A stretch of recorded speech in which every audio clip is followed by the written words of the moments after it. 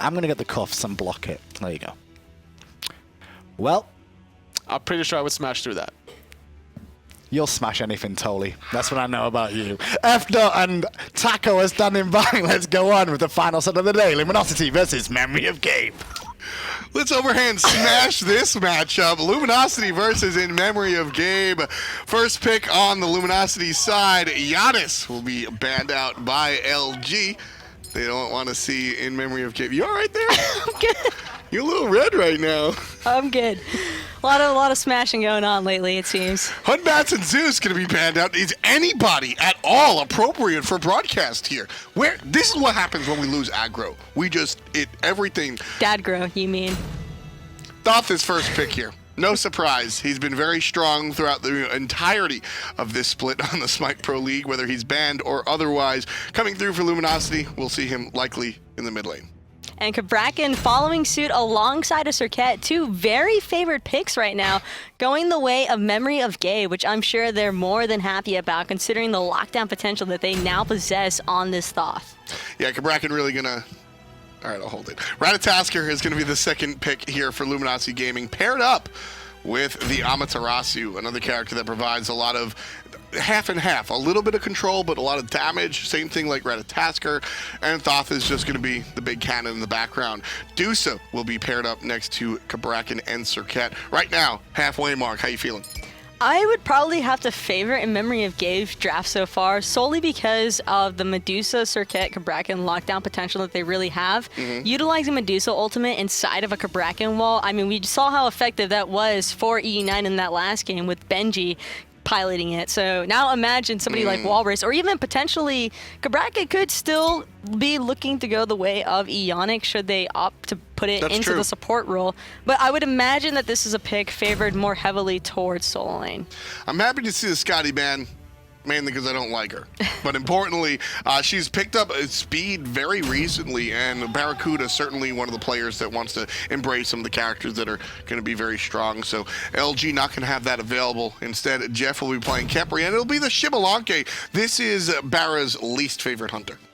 Least favorite hunter. Yeah, he absolutely hates Xbalanque. But if BaRRa's playing this character, that means that he's back. And I guess we'll be talking a little bit about how that character really makes himself useful. And it'll be against a Cupid. So I like the way that this one works out. Cupid really handles Xbalanque well, shutting down that dash with the ultimate. I really like the Xbalanque pick, however, for the side of Luminosity, in that once you pop that ultimate, it's probably one of the best team fighting ultimates in the game. Not just for like hunters, but like legitimately in the game, because surrounding your enemies in total darkness, on top of the fact that In Memory of Gabe will have a really difficult time seeing who JeffHindla is trying to save on this Khepri, could really make it problematic for In Memory of Gabe trying to fight around that combination. Yeah, some players like the lights on, some players like the lights off, and BaRRa's certainly going to be reaching over to turn those off, especially with Baskin on that Thoth. I mean, that's the big deal, is that you hit the ultimate, nobody knows where anybody is, and Thoth's just standing right in front of you, just channeling the giant push. And we'll see an early pause, very early on.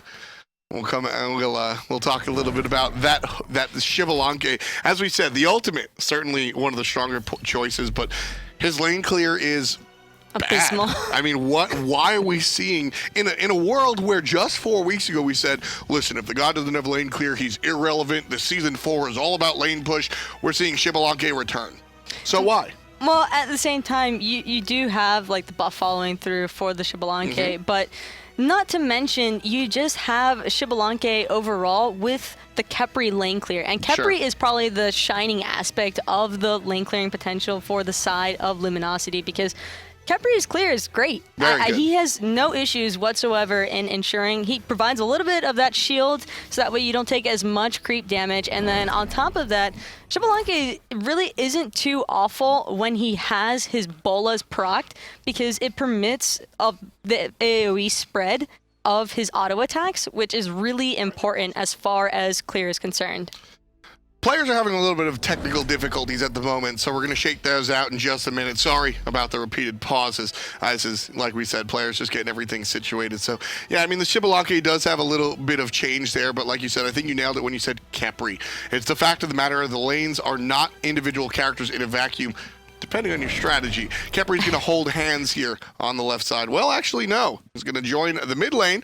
So BaRRaCCuDDa going to have some issues of his own there at the beginning, at least, to start off with. With that in mind, however, it's not like BaRRaCCuDDa is going up against a Ra, or, I don't know, Medusa, I guess is probably more appropriate. Snoopy on the Cupid. Not exactly numero uno when it comes to wave clear either. Cupid, however, is probably going to have a little bit of an easier time when it comes to a clearing aspect for the lane, considering he does have the Heart Bomb AoE spread, and that's always a strong factor, especially against a Xbalanque who can be a little bit more... He has to play so passive early on, especially being left alone. So while he's losing his buffs, because clearly Eonic and Snoopy are going to opt for invading that red buff, potentially even taking away the purple from Luminosity. At the same time, it's safe for BaRRa because he's not losing out on too much farm because he's not splitting anything. So he's mostly able to keep up with Snoopy. So here's the thing is that, okay, they're not going to employ it. Sobek is one of the better characters when it comes to really abusing this 2-on-1 situation. You can easily zone a player out with a Sobek, right? And we're not seeing that out of Gabe. Is there any reason why? I mean, for Eonic, he's trying to play it a little bit more safe around the waves right now. As a Sobek, if you initiate with your pluck to pull BaRRaCCuDDa out of position, he could definitely find himself falling victim to a ton of unnecessary creep damage, and you never want to really risk giving a Xbalanque of all hunters an early kill. That's true. Because once he starts getting those passive stacks online and the power buff that he attains from it as well, that is really important when it comes to boxing matches. Yeah, so you definitely got to be a little bit careful about that, I suppose. Eonic will most likely be spamming his pluck off cooldown once these later stages of the game are developed, especially considering that BaRRaCCuDDa's dash is ultimately a longer cooldown than the pluck, so he has to play it safe. Whalrus on the Cabrakan, off to a shaky start here as ScaryD gets some help from the jungle Ratatoskr. Mask has had a great season, certainly trying to help out ScaryD. Whalrus just stuck underneath the tower. I love ScaryD's play here, and this is where totally he's probably having a ball in the back room. As you watch these solo laners, he walks towards Cabrakan. He's not making any attempt because then the tower starts targeting him. He's just making the player know. He's making Whalrus know that it's not going to be easy. Oh, the stun. That might secure BaRRa's death. In fact, it will if one more shot lands, and it does. Snoopy picks up first blood in memory of Gabe. Winds up the first of the board as BaRRaCCuDDa sits out. And that's the risk that you run into playing that Xbalanque and being left all alone. Well, I don't necessarily blame Luminosity for wanting JeffHindla to be roaming around the map, applying mid lane pressure because they were probably anticipating losing that solo or duo lane I think clear. it's your own call. It's still, yeah, he probably should be providing a little bit more support to BaRRa because it doesn't matter whether you're BaRRaCCuDDa, Zatman, or Snoopy. It's hard to make a hunter like Xbalanque who still has a little bit more struggling when he's up in a 2v1 scenario. Exactly. It's the 2v1 scenario that really does it for me. Once Eonic shows up in that lane, I want to see JeffHindla show up and help out BaRRaCCuDDa. Because like I said, you're either going to get zoned out by an aggressive team, or if the team's a little bit more passive, like we've seen Eonic play, you're just going to wait, and then when the moment comes, you're going to die. And Eonic pulls that out absolutely fantastically, Gabe being first. JeffHindla now still playing the rotation game, sitting out there in mid. Look how safe BaRRa has to be. There's nobody in lane, but he knows the enemy's in his jungle, so he has to play back safe on the tower. And immediately, Memory of Gabe looking to try and make something happen after losing their buff, but the Cupid ultimate should be enough to deter the follow-up, and Eonic's just going to run away with his ultimate, and really, it just... unfortunate situation for Luminosity. They expended the Ratatoskr ultimate and the Xbalanque ultimate, but the AoE cripple was more than enough for Snoopy to ensure his support got away safely. That's the zone. That's the zone that I'm talking about. BaRRaCCuDDa dies once, and now he just realizes he can't go up to the lane. Forget about clearing the wave by sidestepping and using your darts. If you're just looking for the bola clear like you should be these days, you can't even walk up that close anymore because you saw what happens. If you do get that close, Eonic flips you into certain death. So it's just very, very scary. Because of the way that it works, you get flipped out, you dash forward, a Cupid dashes forward, and you're even with the hunter, except now you have no HP. So very scary lane here for BaRRaCCuDDa. The story of this game is going to be how BaRRaCCuDDa deals with this lane, I think. I think it's going to be how Luminosity deals with BaRRaCCuDDa being so far behind, because typically BaRRa is a catalyst for Luminosity in that he's usually the one ensuring that Luminosity is maintaining a lead over these teams because he's exerting so much pressure onto the duo lane. And so now with him being behind like he is, it makes things a little bit more difficult for Luminosity to try and factor and play around this. But if they keep their heads on their shoulders, I think that overall they'll be all right. They just need to buy BaRRa enough time to where he can actually secure a little bit of farm for himself and ultimately make this Xbalanque be as effective as it can be. They need to buy BaRRa enough time so BaRRaCCuDDa can actually buy some items. I mean, the way that he's working out right now, he's not quite 0 player damage like Cynosure is at the moment. I think that's okay on the Serqet here, but he's certainly not feeling very strong as the game goes on. He needs to find that Transcendence, at the very least, finished. And these players, they just keep smashing that pause button. This is going to be the first one for Gabe right now. We had 2 from Luminosity earlier on, so we have 1 more for Gabe if they need. But right now, I think, again, players are just trying to get themselves situated. Kind of odd situation here, but we should be back in the game any moment now. And when it comes down to it, the Xbalanque, like you said, BaRRaCCuDDa is usually the catalyst for his squad.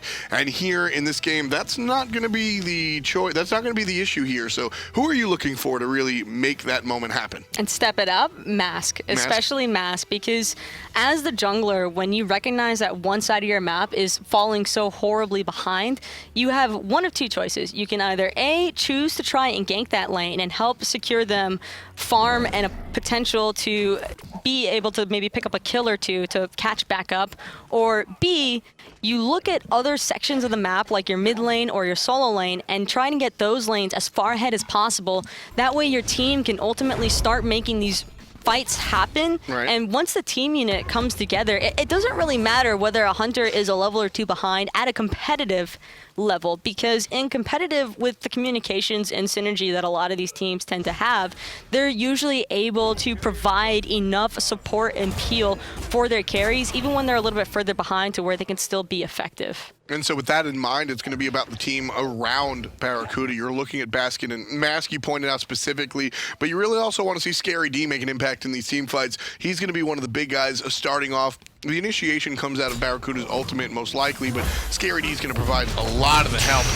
Nobody's helping Jeff there. Smart decision by Jeff not to ultimate himself, realizing that it was just too late. The team's going to try and provide some assistance here, Taco. I'm not sure if I like this plan, but Whalrus with a beautiful wall in memory of Gabe puts down BaRRaCCuDDa for the 2nd time.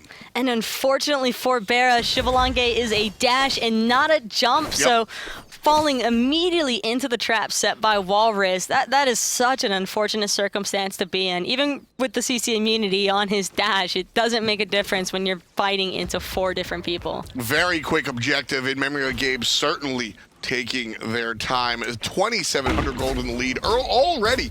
Here at 7.5 minutes in, all 3 kills of the board belong to the Paw Prince, and this one looks very strongly dominated by Gabe. You know, with a lineup like Luminosity, this is one of those times where you say, look, you know, the game isn't over at 10 minutes, but it's certainly going to be a very hard climb. Luminosity, they have to lean on Mask, some Scary D here, but in memory of Gabe can run away from with it. I'm not sure whether or not BaRRa is aware of Snoopy being at his purple buff, considering how far up the lane he's opted to push. And now Snoopy has the opportunity to just follow suit right behind them, and it's really going to be difficult onto BaRRaCCuDDa to decide where to go, but it seems Snoopy would rather have the farm. That's a hunter for you. Yeah, Snoopy just wants to. Well, that's Snoopy for you. He didn't have his ultimate available, so he probably didn't feel as though the heart bomb, or even if he had the heart bomb stun available, that it would be enough damage to really secure the kill this early on to BaRRaCCuDDa. But still, that's a little bit risky on the side of BaRRa. He's feeling pretty confident pushing up that far against that draft. Hurriwind helping out his buddy BaRRaCCuDDa right there. Just stood still and took a couple of basics out of BaRRa. That's going to put him at the top of the player damage. Now, it's irrelevant player damage, but hey, it's something BaRRa can hang his hat on. He's 0-2-0, so he kind of needs something right now. And nothing wrong with that in the slightest. And there's the ultimate from Cupid coming through. The heart bomb stun not available. So must have just been popped before he had the full stacks on his passive. And fortunately for BaRRaCCuDDa, he wasn't stunned because that damage is pretty rough right now coming out on Snoopy. Yeah, he wiggled right out of there at the last moment, so not going to be the maximum impact that I think Snoop was looking for. Instead, just be a poke out of lane, but that's still pretty big of a deal. It means that Snoopy can go ahead back to base, and while Xbalanque is the one to pick up rank 1 of boots, well, it's going to be rank 3 boots for Snoopy. So a large power spike here for the Gabe Hunter. Is it another play in the Gold Fury when that spawns up, or is it just more of this fighting back and forth in the dual lane? At this point in time, in Memory of Gabe should ideally be looking to keep pressuring for the picks in the jungle or lanes even, because the longer that they keep Luminosity behind with such a late game composition, the better it'll be for in Memory of Gabe looking to close this game out around the mid-game stage before the full draft of Luminosity hits its potential. Yeah, I mean, I didn't even realize it just sort of casually as we see. The draft here from Luminosity is like, listen, I don't have anything to do today. Let's play 3 40-minute games. I mean, we've got the Amaterasu, the Thoth, and the Xbalanque. This is one of the latest compositions. Whalrus just stuck out in no man's land. Oof. Baskin just shotguns him in the face. Scary D is the one that gets the kill there on the side of LG. So certainly a good look for the Amaterasu. Finally, LG find themselves on the board, although it hasn't helped their Hunter, which I think they certainly want to think about. I mean, I'm all right with that because BaRRa's already 3 levels behind Snoopy in this duo lane. Snoopy is going to be able to exert as much pressure as he wants, and with Gold Fury being unavailable, Luminosity might as well pressure out that solo lane and take advantage of how overextended Whalrus actually was. Whalrus feeling himself a little bit too much there on that Cabrakan, not realizing how much damage that Thoth was going to be putting out. Yeah, that's less an opportunity and more of just if you don't take this one, you're kind of making mistakes. Ultimate out of Hurriwind, the mid lane Medusa, not going to really have too much of an impact. Mask, on the other hand, takes to the sky. Takes a look at his surroundings and will ultimately opt to join the rest of the team. So not as aggressive, I think, as Gabe might have planned initially. But Luminosity, the way that they played, is going to force Gabe to really walk away. Reasonable disengage by Luminosity as well. Mask probably spotting out Snoopy, making the rotation over to the mid lane, hanging around those left mid harpies. So he didn't want to find any kind of aggression and bait his team into a fight. And Snoopy, with an excellent use of the Cupid ultimate, ensuring that they're unable to pressure into the portal demon for a steal. We talked about it last set. There is such thing as a zoning ult. It's not just a meme. Seriously, that is exactly what Snoopy brings, and that is what, when Cupid is selected, that's one of the first things I go to. Area denial is so important in a game like Smite, where I mean the game is constantly won and lost by invades in the jungle buffs. How many times have we seen games won off of a single Gold Fury Fire Giant or the repeated invade on people's speed and red buffs just repeatedly over time? And when you have an ability like Snoopy's ultimate, it's just gonna not dissuade, it's gonna force the enemy to not show up. Gabe are going to pick up this Gold Fury. Scary D shows up way too late, and the objective control out of the dogs, in Memory of Gabe, is just out of control. 5K in the lead already.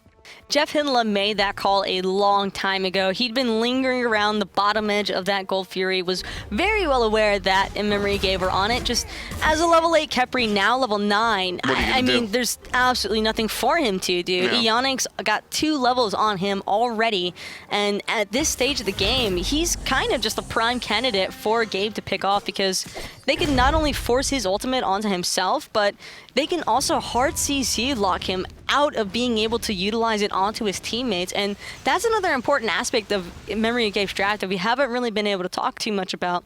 And that I like the Khepri pick coming out for Luminosity, considering the synergy that it could have alongside of BaRRaCCuDDa's ultimate for a deterrence factor.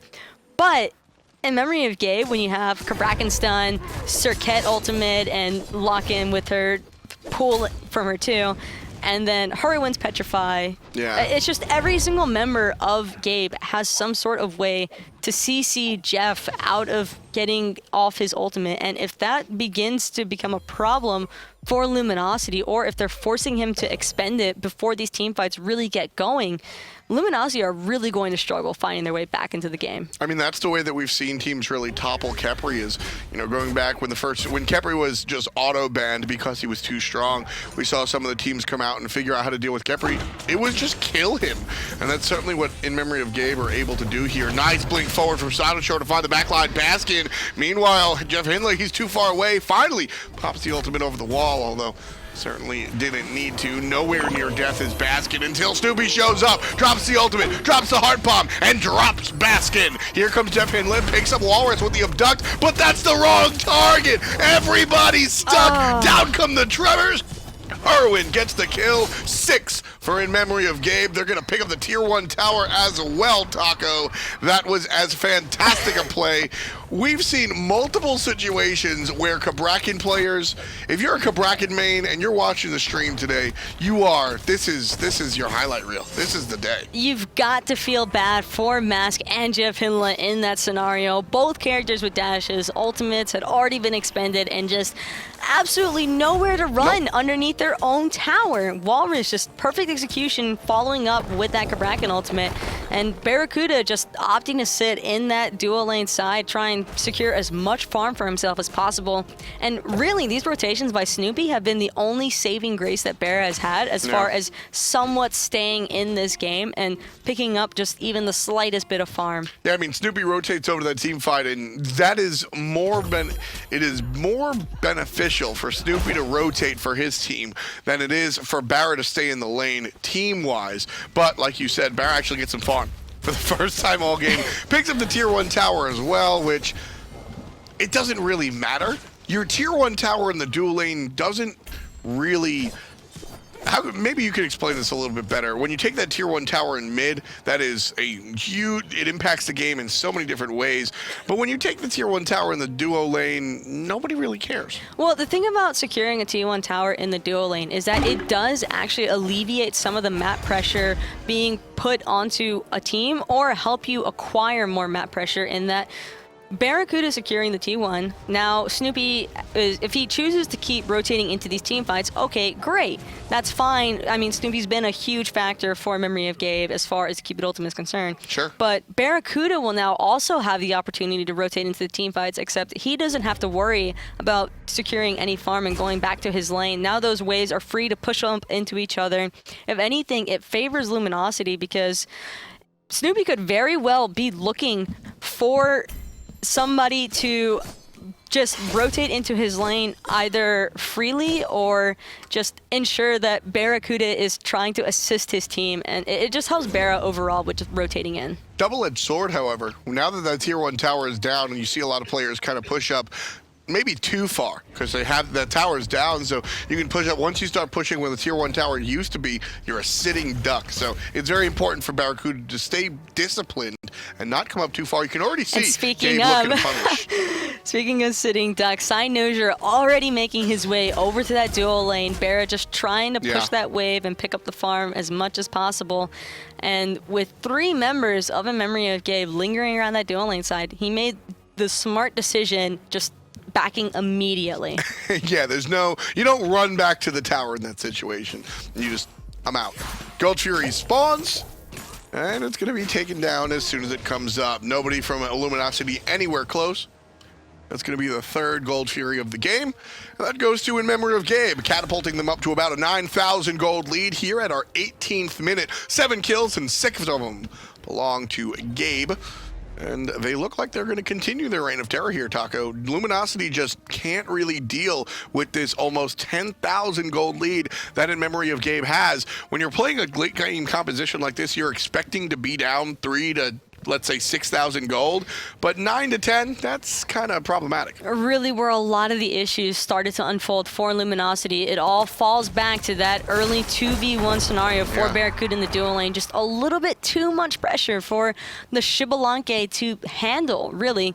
And so Eonic was able to just completely abuse BaRRaCCuDDa in this lane, and it just overall made things really difficult for Luminosity to try and fight back into. You can peep the flank coming out from Scary D. It's quickly chased away. The guys from Memory of Gabe intelligently spread themselves out in the lane and the jungle to prevent that flank from really making an impact. Here comes the rest of the team, however, looking for the tier 2 tower here on the left side. You're going to see a grab, but the Cupid ultimate is strong. Mask out of the sky, lands on the backside, but not really going to find a kill just yet. Nice meditation out of the support. There's help from mid lane Hurriwind, and it's going to bring Mask down, but he's got safety by way of the Khepri up. The tier 2 tower goes down, and BaRRaCCuDDa picks up his first kill, but Hurriwind answers back right away. It's a 1-for-1 right now. Kuda's still low. Down goes the Barra Bunny. Scary D picks up one as well, and he looks like he's in trouble, but he has that dash available. So 3 kills for Luminosity, 2 of which come in that team fight.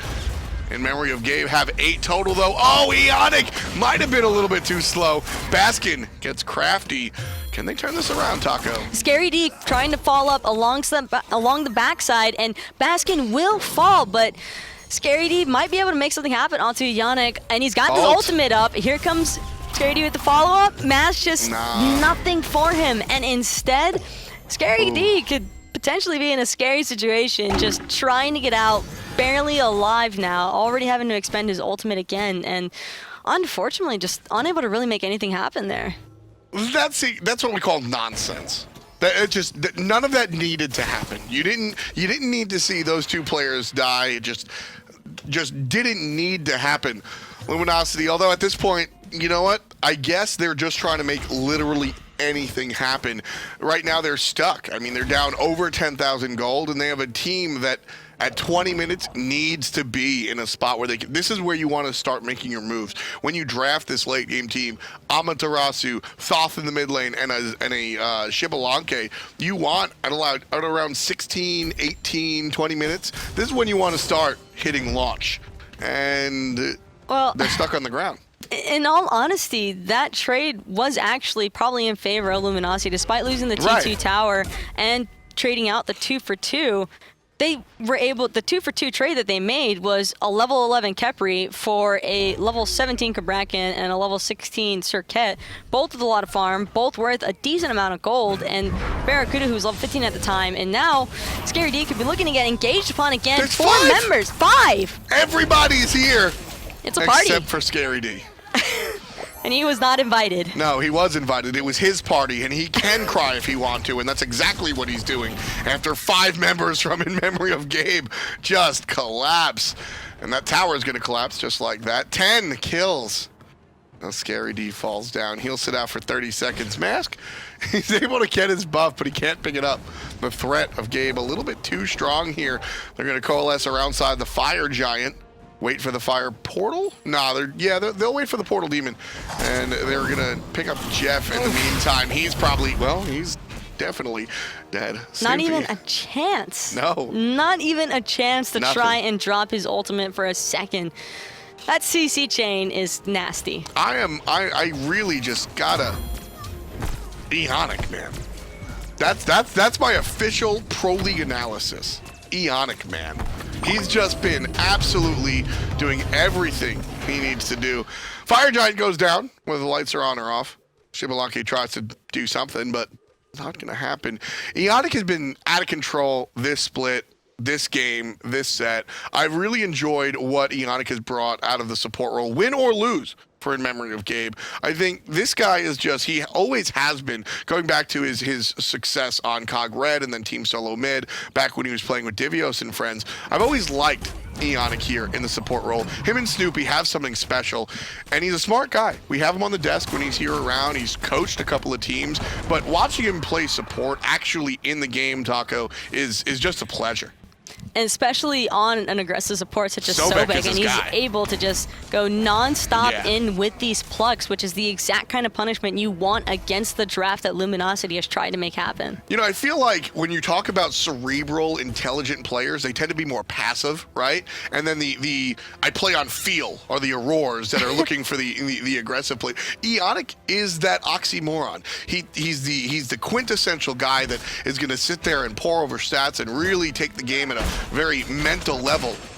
but then he's going to pluck you as soon as that cooldown comes off. He's always looking for the intelligent engagement, which is why I think I've come to really enjoy watching Eonic play characters like Sobek here. Another thing that I am really liking about Eonic on this Sobek, other than the fact that he's been a part of nearly every single kill with 0 deaths, which is a huge accomplishment as a support, I like the Shield of Regrowth pickup onto the Sobek. Oh, of course. It's providing him with so much mobility, and so he's really just able to continue chasing after the members of Luminosity, and it's so difficult for Lumi to just try and fight back into that when you've got such a tanky Sobek who's also dealing a decent amount of damage just in your face at all points in time. Really scary to pop that Sickening Strike, go directly in the ultimate. The enemy's slowed, you're faster, zoom, zoom. You're not locking that croc anytime soon. Also, the beautiful part about it is the support required items. The list is so long. You need the 2 aura at very least. We see Eager actually share that. Solo later picks up one and support picks up the other. Talking about Sovereignty and Heartward. So the options when you're playing a character like Sobek, you want max CDR. That's kind of the goal. But you have so many, you have a laundry list of items that you have to pick up. By selecting the Shield of Regrowth, you already have CDR cap. I mean, you're picking up 20 CDR just in that item alone, and you know the rest of the itemization, you don't need to itemize into the cooldown reduction because you're already picking up 20 CDR. And now, Frenzy popped by Luminosity, but in Memory of Gabe want nothing of it and just disengaging perfectly. Oof. And now that 750 gold completely down the drain for a team that was already massively behind. Beautiful. Just excellent. In Memory of Gabe, whoever's doing the shot calling, fantastic work. Just very quickly, just get out of jail. Mask in the sky, looking for the second engage. This time Sans Frenzy comes right on down, finds a knockup onto Wally, but he's gonna ultimately find some trap. Jeff falls down. Hurriwind gets the kill. Fight still raging on here. Retreating is Luminosity. They need to get out, otherwise this might be game. Taco, Scary D's in trouble. Baskin gonna find safety in the fountain, and very important retreat right there. If Luminosity lost 2 more members, that's game. Not even that, but Luminosity are going to just be losing all of their Phoenixes at this point in time. Just none remain, and now with the fire creeps pouring into their base, as unfortunate as it is to say, this is probably their best farming opportunity that any of the members have had all game. I mean, that you know, it's you got to find the silver lining somewhere. And you absolutely nailed it. The fact is that Luminosity right now have chores to do. They can't defend the Fire Giant that's going to show up in about a minute. They can't defend the Gold Fury that shows up in 2.5 if Gabe even bother with that. They can't really defend their buffs in their own jungle because they've got to do the homework of pushing up these individual lanes. There's nothing else that Luminosity can do. But like you said, at least the Fire Giant minions will, or at least the Fire minions will even up this 20,000 gold lead. And it's so unlucky for Luminosity because their engage was actually A-okay in that last scenario. I mean, JeffHindla, sure, you don't necessarily want to hug a Cabrakan into your team, especially when he's level 20, but there's not much else for Jeff to really do in that scenario. He can't sit in the back line. He has to be that frontline presence because even as a level 12 Khepri, he's really meant to be the tanky, forward-facing opposition that in Memory of Gabe is meant to fight into. So at the very least, if he's sacrificing himself and potentially setting up his team for a kill or two, that's really all that Luminosity would need just to buy themselves a little bit of time. But Gabe have just, like you mentioned, their shot calling has been absolutely on point. They've done an excellent job at utilizing every single bit of their CC that they have available to them.